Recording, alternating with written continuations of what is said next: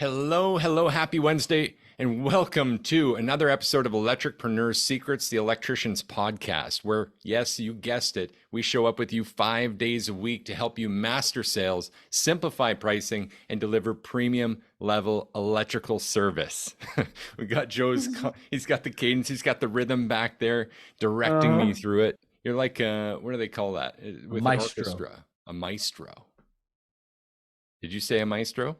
Maestro, that's correct. That Yeah. is the Italian term of a word of conductor. That's a big, big role, man. And I think all Mhm. of our leaders, the people listening to us, are in that. And I just got distracted because as we were just asking the people live with us, Facebook Entrepreneur Group, the ones in VIP engaging with us, how their week was going, Jacob Mhm. just said, "Hey, no problem. 23K silver package just finalized." Oh, oh. Boom, baby. Big Love it. clap here. If Good you're just job, Jacob. listening, we're clapping, we're celebrating with you, Jacob. Big congratulations. And we're actually going to speak to a bit of Jacob's story because he is a client with us. And we've got some great things to share today in a big episode. But Joe is just explaining before we hit record here today Mm. how pumped you are about crossing things off the list. Can you tell us a bit about that Oh yeah. excitement? Okay.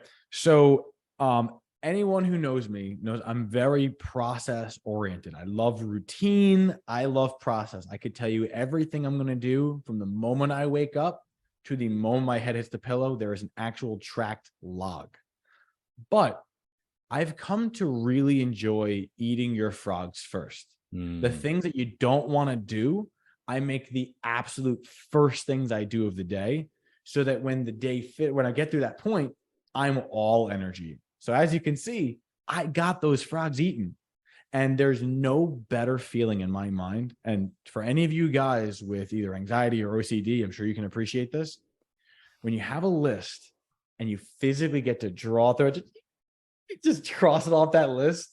Oh, there's no better feeling than that. it's momentum. It's big time momentum. Mhm. That's why I wanted to touch on this again because this even happened to me again last week. Sometimes, guys, you could put your hand up, you could honk your horn wherever you are right now, show some sign in your environment of agreeing with this. Sometimes our Mhm. head down, our ass up behavior in work, we just get buried. And all we Mhm. see is the next problem to solve, the next problem to solve, or all the problems that we're trying to solve, and we get stuck in overwhelm. Mhm. But what Joe's talking about is so important, staying focused and actually crossing things off the list. He can see it's not erased, he's Mhm. crossing it. So at the end of the day, what is he going to do? What are you going to do at the end of the day? Well, it gets even better. I mean, at the end of the day, if I've done all those things, now the next clock starts and I can be present with my family with my right mind, right? Because the biggest problem is that, I'm sure any of you business owners know, when you're done, you're never really done, right? Like, you know that there's the next day's invoicing, there's tomorrow's classes, there's always something. But being able to say, I did the hard stuff and I did it to a certain level where I can trust that I can walk away from it. Now I could be even more present for my kids and my wife, which is literally my number one goal in life, is to be a good husband and father. I love So that. And this lines up perfectly. one of the things I love about the cross instead of the erase is that at the end of the day, we can see everything we've done, that Mhm. momentum. So even tying this to me last week, our coaches, yes, we have coaches too. Why? Because they've been places we're going, we want to go to.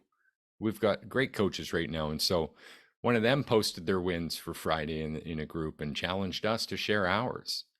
And as I started with just a couple of sales that we were happy about, I continued with that list. And as I added another item, I started to realize all these things that we had accomplished in the last week that we Mhm. hadn't been adding up. So it felt like a mediocre week, Joe. It felt like, hey, Mhm. more time in, more output out, it's kind of more of the same. It Mhm. didn't feel special, but by the time I got done this list, I had written a dozen things and realized, holy shit. Again, I can't tell you how many Mhm. times I've had this realization because I know it. I teach this, we teach this, we preach this. Mhm. Celebrate your wins. You can't say it enough. You cannot say it enough. So I really commend you on your board and the way you're striking things off. And that was the point of this My gesture. pleasure. If I can just add one last thing to it, and then we can move on to the next thing, Absolutely. is the expert level board is color coding it. So literally I can turn and I can look at it. Not only is it color coded the same way that we would color code our CSR schedules, because I know that, but I also have numbered things in order of priority. So when you get overwhelmed, sometimes you're like, I don't know what the fuck to do. But you can narrow your vision and say, just look at the colors. What color needs to be done? What number is next to that color? Okay, that is what I'm going to do. Bare minimum, that has to happen. Cross it off, and then suddenly the dopamine rush comes. Now I can move on to the next thing. Love it. Love it. Love it. Okay, you ready to jump into today's topic? Oh, yeah, I'm ready to Big go. one. Right or paid? Are you Mhm. emotionally attached to your current process, the current way of doing things, to your current beliefs? Mhm. And this is huge. So we've got a few things to unpack here, but we're also going to cross over with some evidence of a couple of our well, actually program records that we have set and acknowledged here, Joe. So there's some big stuff to unleash here today. But Mhm. this writer paid, let's examine this for a second, if that's all right. Mhm. Because Sure. A, I don't want to ever give the impression that this is all for money. It's just Mhm. that money is a great measurement of how what we're producing and how that's received by the people it is for. Correct. Does that make sense? Do you agree with Yeah. that sentiment? 100%. So the difference or the challenge here becomes, okay, are we attached to our way or are we attached to the result? Maybe that's a fair way to say it. Yeah. What are your thoughts on this so far? So that phrase we actually came up with because we were finding that we wanted our customers happy. And when you started chasing the number itself, it didn't really feel like we were serving them at the highest level. So then it was like, okay, do I want to be right and say, this is what I think needs to be done? Or would it be better to say, this is what our clients are looking for, and this is how I can serve them? So by getting paid, I'm actually serving them at a better level than if I said, no, you need it this way and end up with nothing. Yeah, I love that you stitched it that way. So really by choice. Mhm. And again, if you're following me on social media, you probably saw my action post in the value piece given away today, the 6 option secrets for electricians to offer those options, to give those Mhm. choice, that choice rather, so Mhm. that those clients can choose. If you wanted to see that or grab that, you can join us in the Facebook community page and just put in the 6 option secrets anywhere on the page or right on this podcast. I'd be happy to share that with you. Now, that said, okay, so we've got right or paid, but then the second part, are we emotionally attached? Now, this is a Mm. huge piece, and it's actually a huge piece of marketing in general, belief shift. And there's actually really strategic timing and ways to cause belief shift. And we use it in our marketing all the time, and you guys should too. Because at some point, we recognize that people are biased. Everyone's operating from bias. Mhm. You can't avoid it because it's accumulation of what you know, but also who said it or where you found it. Was that source credible? Is it Mhm. your experience? And from this, unless you have something to throw in, I want to move to our first example here. Let's go for it. Okay. Again, stitching Jacob in a bit here today, who's with us with a big win, 23K silver package. Thank you for that share. That's awesome. Jacob was someone who was actually experiencing a bit of a sales slump for a little bit. And when we Mhm. did a review, a program review with him, we examined how he came in and within 3 days ended that slump. But it wasn't even him that did it, it was his tech. So his tech made nearly $16,000 sale, ending about a 5-week slump after just 3 days of being with us. Now, Joe, we're great. I'm very confident in what we do, but we're not Mhm. magicians, right? Sorcering, right? There's not a lot of people that can pull a big win like that out of a hat in just 3 days. And the reason Mhm. is because there's a lot of learning and stuff to do. So, given all the factors, Jacob's not new to sales. They've done many things in the past, but I needed to know. We needed to know what happened. Mhm. What caused that slump to end and this big sale, not even just from you, but from your guy? That's a big sale for a selling tech, Mhm. right? On a Monday morning. Even more so if it's on a Monday morning. And the big thing is we're going to we're going to plug in another action post here. Yours this week was about the anti-price book method. Mm-hmm. How we're pricing jobs. Now, we've done a podcast on this. For Jacob, this was the one big thing. What Jacob didn't realize prior to this is that his price book was actually more complicated than he himself understood. For him, it was easy because he had Mm-hmm. invested over 1,000 hours over nearly a decade into this thing. And one simple little move, studying over the weekend, taking our anti-price book method, the very service rate that you can get, again, on our Facebook community page, just type in anti-price book anywhere, we'll send it to you. By just making that subtle change, his guy was freed from the cuffs of complexity and thus was able to spend more time with the customer, released from those beliefs, those attachments to a process, attachment to the investment, and create a $16,000 sale. It's a really a beautiful thing if you really think about it, because way too often we get in our own way, right? We're so stuck on saying, I know what I need to do, and I feel like I have a direction to follow, but wondering, am I doing the right thing? And could there be a better way? That's really the difference between someone who's going to continue in the same path and someone who's going to get better. And what I really, well, one of the many reasons I respect Jacob, but this is one particular reason, is that he was able to pivot very quickly and say, this is a proven strategy. This has worked for numerous electricians. I'm going to do it. And then he did it. And then immediately after, he was rewarded by it. So it Absolutely. really comes down to you got to put your faith in front of your fears sometimes. Ooh, I love that. Good note. That might be quote of the day. I really love that. The only other things you really had for contributing factors there were, as you were speaking to a bit, this faith.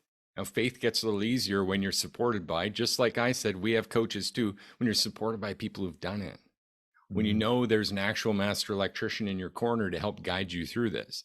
You run into any trouble, just like our other subject for topic today, Alan was at a client's house. I saw in the chat today. I think he literally stepped away from the client and said, Joe, I'm literally at a client's house. I'm having XYZ issue. Have you ever run into this before? And the answer was, yeah, we have. And we gave him a step-by-step diagnostic tips on what he can do. Followed by, that's amazing. Thank you. And a big heart. It's Alan's the that man. I simple. love Alan. So it's interesting. There's so much that's processed, but there's also this huge support component. But I love tying that back into what you said. Was it faith over fear? Put faith in front of fear? There's actually a person that I remember listening to. His name was Noah Ben Shia. And Noah Ben Shia had the concept of put your faith. Imagine like you have a team of horses. The concept is if you put the lead horse and it's a weak horse, everything behind it will start to fail. But if you put a strong horse in the front, it'll rally even if they're all afraid forward. So if you put a horse of faith in front of a horse of fear, the fear will follow the faith. Wow. That's incredibly powerful and leads me down an entire other rabbit hole. So I'm going to be careful here. Guys, if you just heard what Joe just said, and you're leading a team currently, you're running a business, right? You're showing up in front of clients and for your staff every day. What does that say about you right now? That's that mirror thing again. Heaviest thing I've got for you to pull out and have a look in. Just a little reflection there, guys. I'm sure that one's going to come up in the action items again today. That's crazy. Yeah, some people would rather stare directly at the sun than look in the mirror. Yeah. All right. So we got one more great thing to say about Jacob before we move on to Alan's belief shift that he experienced. And that is that Jacob actually, with the 23K silver package sale today, that's a bit of a trend for Jacob. He's been killing it. So you guys ought to know that Jacob actually holds a program record with us for the largest single residential sale at approximately $61,000. It's massive. It's massive. And that again comes without a price book. So in this case, relieving that belief, trying something new, just looking outside of the box that we put ourselves in sometimes can have a massive impact and lead to a very different future. Agreed. Incredible. Okay. The next person, again, we want to talk about Alan. Alan, who had a call this morning. You're able to support him with that. Alan's another program record holder. So Alan's actually got a couple records with us. Biggest week, where in June there was some storms in Oklahoma there.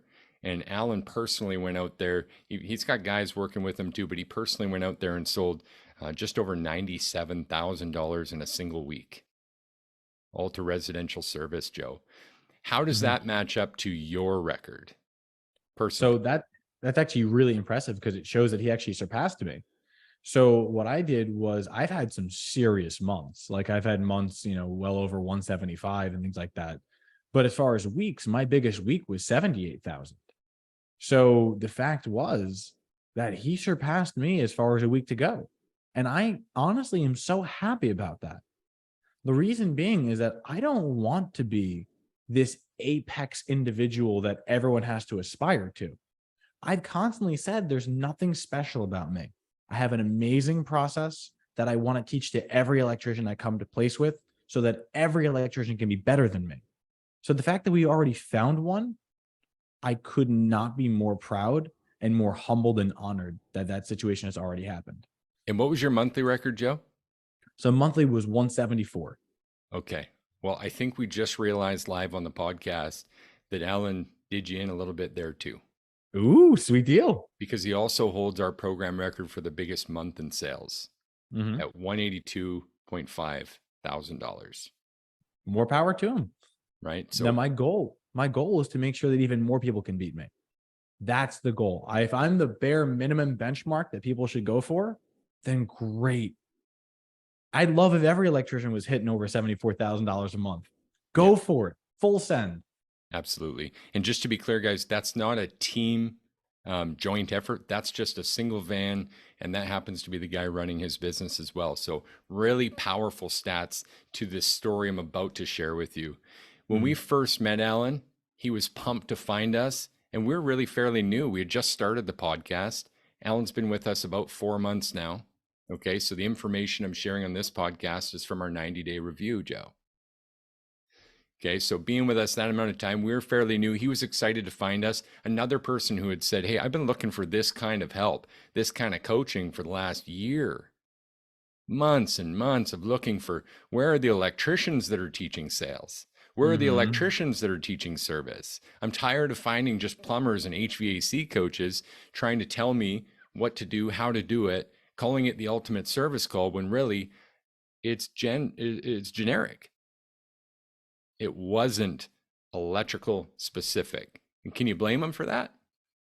I really can't. I mean, in all honesty, people can only teach what they know, and they can only really teach what they've done.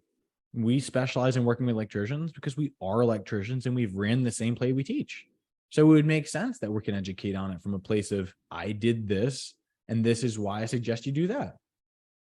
Absolutely. Absolutely. And so Alan shared his thoughts at 90 days. He was live with us here. Hi, Alan. Thanks for joining. Shared his thoughts with us in this 90-day review and said that he'd be all too happy to have us speak through this, but also would love to do an interview with him here very soon for you guys so you can hear it from his mouth exactly. But when asked what some of the biggest breakthroughs, some of the biggest limitations, all of that he worked through, we spoke back to when he first got on a call with us. Because on this call, we talked about emotional attachment to the current process. And in Alan's words, he said, dude, I don't even have a process. I'm not emotionally attached to anything. Let's go. But about 30, 40 days in, Joe, we started to see some signs of resistance. And there was a bit of a conflict there at one point where Alan was feeling the pull. He wanted to pull back. There was a tough time where it was like, guys, if what I'm doing is already working to this level, now you want me to change, that's dangerous. There's risk involved. Do you remember that time, Joe? I do. And I can't honestly blame him. Like, if you think about it from a business owner's perspective, you do have to take a calculated risk. And the calculated risk was justified. It was, we can prove that we can get you here and there's the ROI guarantee. Like, we will make this happen for you. but he still had to be able to be willing to run the play. And he did. And the results spoke for themselves. But that resistance came from an internal struggle of, am I emotionally attached to what I was doing? And I remember him saying, I'm not attached to this, until we said, okay, so change it. And then it was like, well, hold on. So hold on. So it turned out there was an emotional attachment. And that's okay. You do something and you found that it works. It's scary to leave it alone. People like me were terrified of change. But sometimes you do what you need to do, even and especially when it makes you afraid, because that's sometimes how you know you're doing things for the right reasons. I feel like this is the profanity moment of the podcast. Mhm. Fuck yeah, Joe. Change is hard. Mhm. I actually did a university course in my MBA on change management. And the first thing they teach you is they relate it to something called the Kubler-Ross theory, which is the cycle of grief that people follow when someone dies. Really? That's how hard change is. So it's, make no mistake that it's hard for you listening. It's hard for us. It's hard knowing that it's that hard and guiding people through it. It's hard all the way around. Change is hard. But if you will change, everything will change for you.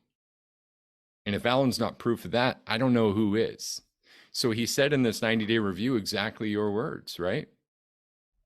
Well, change then. And he was like, oh shit, I don't want to. He had this internal conflict moment, realized I am emotionally attached. Oh shit. And I paid these guys. I'm invested in this. I want to grow. I want to go this direction. But why am I feeling so conflicted about this? Mm-hmm. It is that emotional attachment. So even where we don't feel it's there, that belief is set, that bias is set. And it was at that moment where he broke through. And in Alan's words, he said, listen, there's nothing you guys haven't told me this to this point that hasn't been right. And again, we're not attached to being right either. That's not the point of saying that. Mm-hmm. The point is, it's not over misguidance. It's over trying something new, trying something different, trying something outside of our beliefs. And quite often, it's that is the invisible wall to our greatest success. Does I that agree make sense, completely. Joe? It does. And there's something extra I'd like to add to it. And because you mentioned, we're not afraid to be wrong. And I really want to double that down and say, guys, for all of you listening, I mean, how many times have I said there's nothing special about me? But the thing is that the reason why we're so happy to be wrong is because we've acknowledged that there's only two directions that you can take in life. You're either winning or you're learning. If we're wrong about something, that is an amazing gift that we've been given to learn. And once you've learned, you don't make the same mistake twice. And if we're in a position to help countless of thousands of electricians, and we're able to help and constantly improve our craft, wouldn't that be, would we be wrong to be willing to be wrong? No, confused maybe, but Yeah. I don't believe we would be wrong to be willing to be wrong. No. Yeah. Well said. So a couple of the catalysts that helped Alan out here. One was back in our early journey, just on a sales call, he said, Clay, I'm a 3 options guy. I'm going to die on this hill. You're going to have a hard time talking me into 6. In this 90-day review, he said the same but opposite. He said, Clay, I get it now. I don't even think it's fair to offer less than 6 options. And then explained his feelings on why. It was a remarkable shift. It was beautiful, to say the least. Beautiful. And so Alan might be going red in the face. I know he was here. He's listening. Alan, thank you so much for your testimony and your great work. I mean, it's incredible. Just watching you gives others inspiration. And that's what we've found. Alan's also become a teacher to many of the others in our program, a leader to them as well. So really powerful stuff there. But that all comes from this belief shift. And so the question becomes, if you're on social media with us today, if you saw Joe's post about the anti-price book method, did a part of you say, fuck that? That's bullshit. Price book. I'm dying on the hill of price books. I need a price book. My staff need a price book. Everyone needs a price book to succeed in this industry. Because Joe didn't. He got rid of it early. And you consistently sold how much? Remind us I, again, please. yeah, I was consistently over 1 million, but I topped at 1.3. So the benefit was that I didn't need it because you have a process that supports working without it. That's really what it came down to. In fact, just to stitch something, I learned very quickly the dangers of price books. When I worked for that previous company back in 2011, they were well over $600 an hour. I don't mind charging a lot, but I remember looking at my work order, looking at the price book, and it was $3,000 to change two fluorescent fixtures and a 6-foot ceiling. And then I was told I undersold it because the price that I quoted, apparently, of $3,000, would have just changed two ballasts. So I learned that it completely ruined my faith as an employee in that company because of what the price book said. And I never want to have an employee that we've worked so hard to get lose faith and feel that you're doing something wrong just because the book calculated some inherent risk mitigation. Yeah, So 100%. that's where I stand on price books. If you saw me smiling, it's because a comment just came in from from Mike, another one of our clients, who said, "Fuck that, I need a price book," which is always Love fun, you, Mike. guys. Listen, you don't have to change. No one's forcing you. All we're doing here is just shining a little bit of light on why we don't change sometimes. Excuse me, and how that could be just what's in the way. What are some other examples you've seen of some belief shifts creating some waves, Joe? Do you have anything else on mind? Yes. Okay. So I can think of situations that happened to customers, right? Okay. Like when you're going in, and I remember there was one particular call where a customer called and she said, actually, yes, here you got one. So I went to a customer's home and she wanted a light bulb change, right? That's all it was. It was, I can't reach a light bulb. I'm a little old lady. I can't reach it. I just come and change the light bulb for me. It's like, Little go ahead. lady, too cheap. Don't even want to serve her. Just going to throw that in there. Little That's the satire there. thing. That's the thing, right? Like the first thought is little old lady wants a light bulb change. Like everything is screaming this call is going nowhere. And I had that same thought too.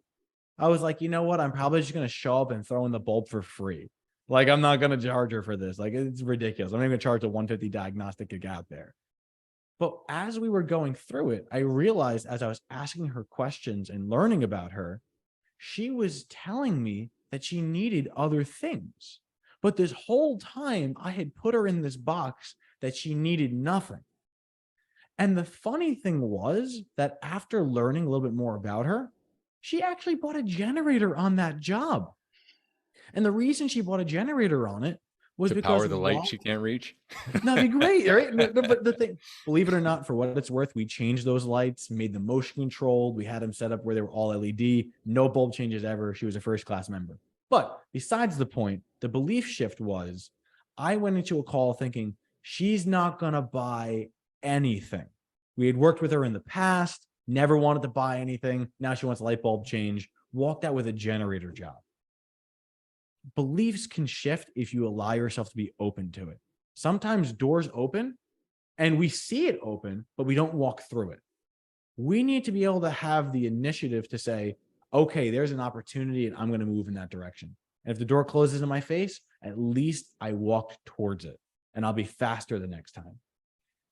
Absolutely. Yeah. And that ties in really well with, again, what I put out there in my content today was talking about the options and why we tend to fall short of offering any.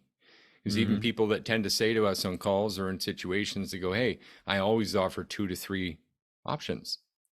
And then in that cross-examination, a simple question always comes to my tongue. Okay, when you say always, does that mean 100% of the time your customers are saying 2 to 3 options? And the response is always dismal. Well, yeah, maybe it's 30 to 40, maybe it's 40 to 50, maybe 3/4 of the time. Okay, well, why not 100%? Why not run the play consistently, right? If you go to the doctor's clinic, they're not going to sometimes call people up and other times let people figure it out on their own. Maybe a bad metaphor, but it's your clinic in their house. We should be consistent, shouldn't we? Of course. Yeah. And the funny thing was, I almost wanted to stitch American healthcare and be like, you'd be surprised what you'd run Yeah. into around here. They'll be like, yeah, 45-minute wait, and then we'll 2 aspirin, see you in the morning. Yeah, I got to be careful with that for sure. The Canadian American healthcare debate. Yeah, a little different over Chestnut. here, right? That old chestnut. Point being, is there's typically some beliefs that we're finding as the root cause of that. Like, well, it's a demand or emergency call, they might call it. And this is all they want. They just want me to troubleshoot it and leave. Mm-hmm. Okay. That is the craziest call to think of. Like, can we just stop that right there? Yeah, and we like can. microscope it? Because I've been that guy before, but I have also trained people like that before. Now imagine this situation. The customer called you. They took time out of their day because something's broken. And you're going to say they only wanted to know what's wrong so that they themselves can do it.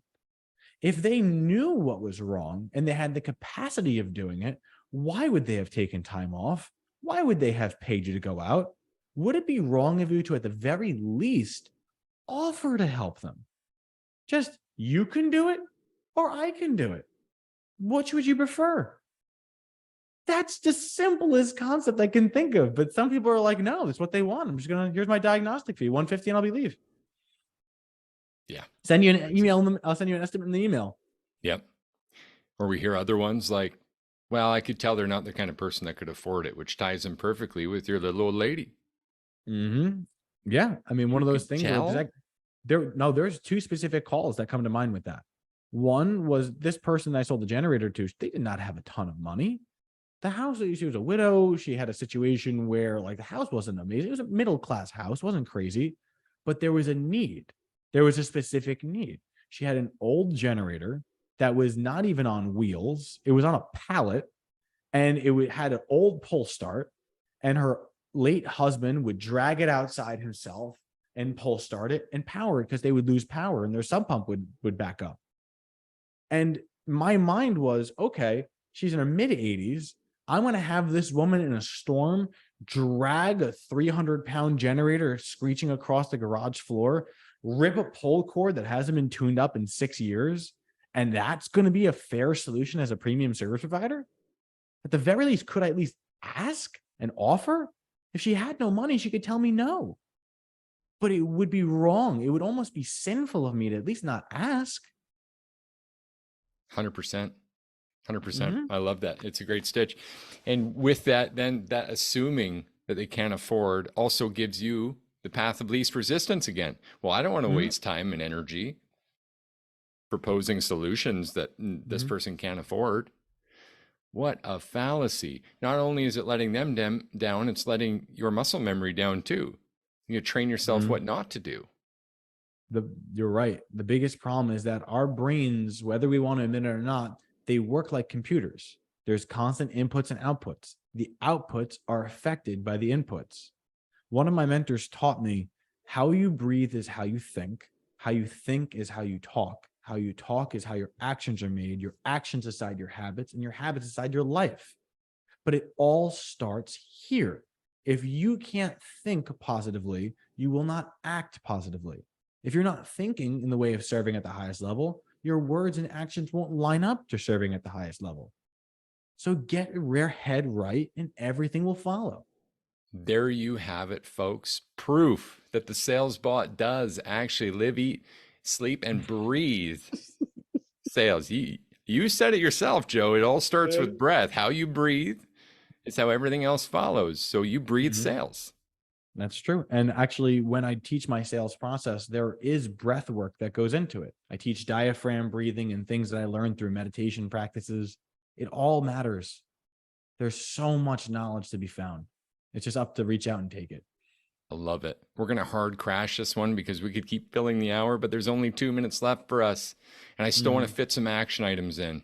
Let's go. So do you have anything standing out to you right now from this episode that people could take action to get over this right versus paid situation, to get over emotional attachment, or at least check and balance? So the very first thing I'd say would be a bare minimum action, right? For you to entertain changing anything, whether it's you working with a mentor or you studying a new process or looking to a CRM, like whatever you're doing, there has to be an acknowledgement that you're trying to be better than what you're currently doing, right? So we've already established that what you're doing, you're not satisfied with. Otherwise, there'd be no desire to want to do more. So my bare minimum action for you is simply to write down what you're trying to change, how it made you feel, and keep it on your desk.